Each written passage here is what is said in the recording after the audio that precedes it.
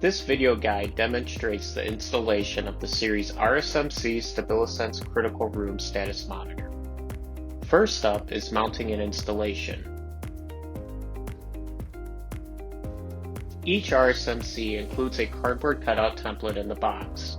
Remove it and tape it to the wall, ensuring that it's in a level orientation before tracing out the cutout pattern.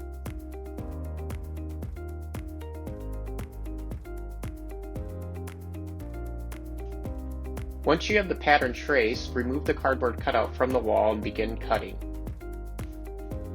A power drill could be used to start, and then a handsaw could be used to cut along the traced pattern.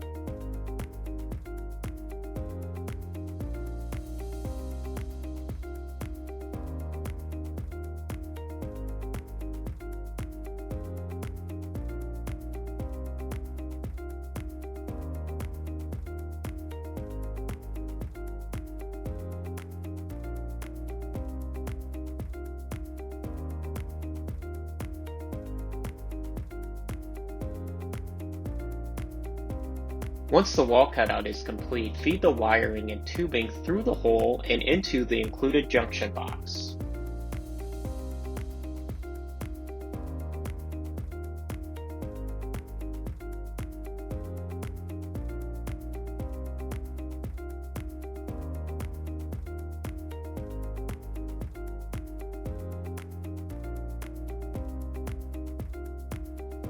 Next, with the wiring and tubing secured to the junction box, position its screw tabs upward and push it into the wall.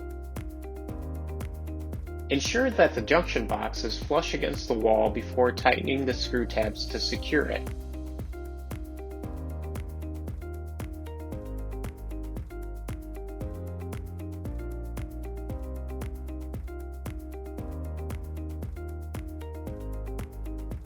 Now, connect the pressure tubing to the back of the RSMC device.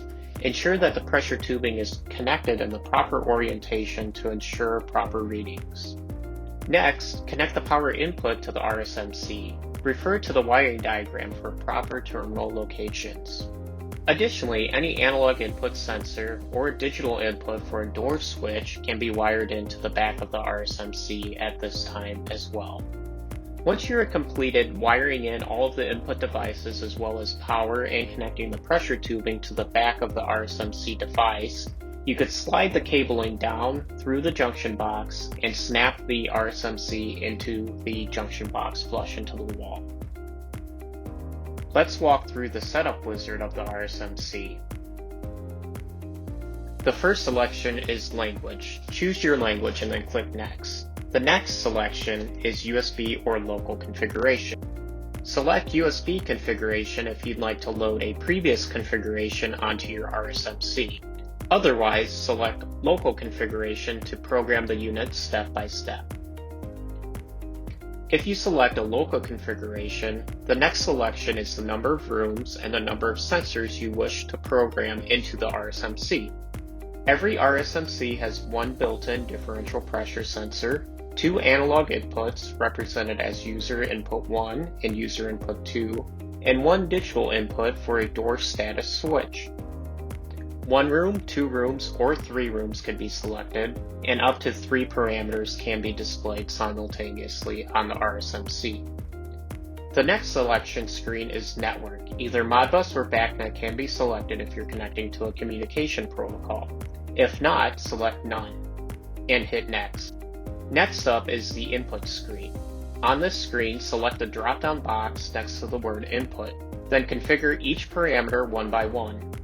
First, we configure the built-in differential pressure sensor. In this screen, the units can be configured as well as the number of decimal places. The range of the sensor cannot be configured as it is built into the RSMC. Additionally, the alarm limits can be configured by clicking Go to Alarm Limits. Once you are finished setting the alarm limits for pressure, go back and then select your next input from the drop-down menu next to the word Input. User I1 is user input 1, and that corresponds to the analog input 1 on the terminals of the RSMC. User input 1 could be connected to an analog temperature sensor, relative humidity sensor, air velocity sensor, or an additional differential pressure sensor to monitor any of these measurements. In this screen, the measurement type can be selected as well as the units, type of input, decimal places, and corresponding range to the analog input. And just like the pressure selection, you could select Go to Alarm Limits to set the alarm limits for this input. Next, Digital I1, which represents Digital Input 1, can be configured in this screen as well. Select Digital I1 next to the word Input. In this screen, the usage could be configured from door to remote, and the polarity can be adjusted as well from reverse to normal. Additionally, a delay could be programmed in as well. Once you've configured all of your inputs to correspond correctly to your analog input devices, you could select Next to move on to the output screen. The RSMC has one digital output represented by digital O1 and one analog output represented by digital O2. The digital output setting controls the relay on the RSMC. It could be driven by any alarm source. If it's set to master, it will be driven by any parameter that goes outside the acceptable alarm limit settings.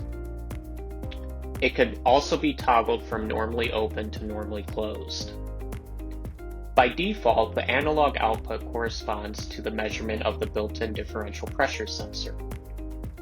However, it could be toggled to retransmit either user input 1 or user input 2. And the output could either be set from 0 to 10 volts or to 4 to 20 milliamps.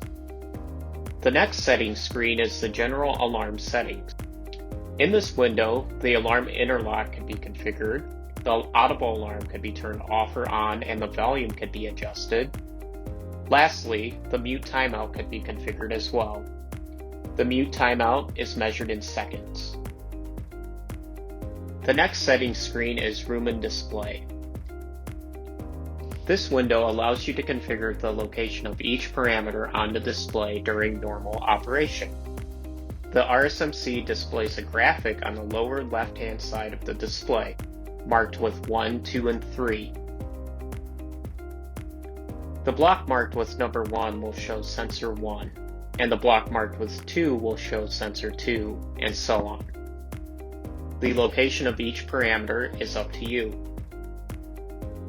In this window, the room name and the name of each parameter can be changed as well.